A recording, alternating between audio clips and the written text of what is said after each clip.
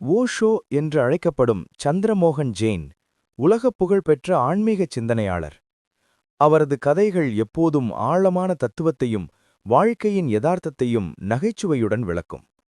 அவர் சொன்ன கதைகளில் மிகவும் பிரபலமான தவளை மற்றும் தேள் கதையை இங்கே தமிழாக்கம் செய்துள்ளேன். தேளும் தவளையும் ஒரு ஓஷோ கதை. ஒருமுறை ஒரு பெரிய வெள்ளம் வந்தது. ஒரு தேள் ஆற்றின் கரையில் நின்று கொண்டிருந்தது. அதற்கு ஆற்றைக் கடந்து அக்கரைக்குச் செல்ல வேண்டும். ஆனால் தேளுக்கு நீந்த தெரியாது.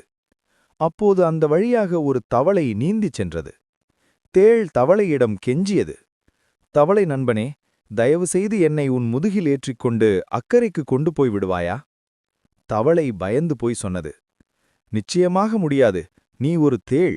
நான் உன்னை முதுகில் ஏற்றினால் நீ என்னை கொட்டி விடுவாய். நான் ஆற்றில் மூழ்கி இறந்து விடுவேன். அதற்கு தேள் மிகவும் புத்திசாலித்தனமாக பதில் சொன்னது, தவளையே, கொஞ்சம் யோசித்துப் பார். நான் உன்னை கொட்டினால் நீ இறந்து விடுவாய். நீ இறந்தால் நானும் ஆற்றில் மூழ்கி இறந்து விடுவேன் அல்லவா? என் உயிரை தக்க வைத்துக் கொள்ளவாவது நான் உன்னை கொட்ட மாட்டேன். இந்த தர்க்கம் தவளைக்கு சரியாகப்பட்டது. உண்மைதான், இவன் தன் உயிரை காப்பாற்றிக் கொள்ளவாவது என்னை கொட்டமாட்டான் என்று நினைத்து தேளை முதுகில் ஏற்றிக்கொண்டு ஆற்றின் நடுவே நீந்தத் தொடங்கியது.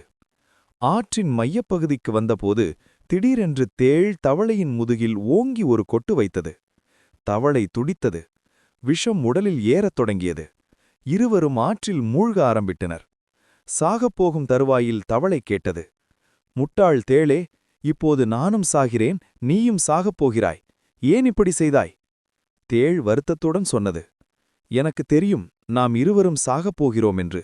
ஆனால் என்ன செய்வது? கொட்டுவது என்பது என் சுபாவம், அதாவது இயல்பு. என்னால் என் சுபாவத்தை மாற்றிக்கொள்ள முடியவில்லை. இந்த கதையின் தத்துவம். ஓஷோ இந்த கதையின் மூலம் சொல்ல வருவது இதுதான். மனிதர்கள் பெரும்பாலும் தர்க்க ரீதியாக யோசிப்பதில்லை.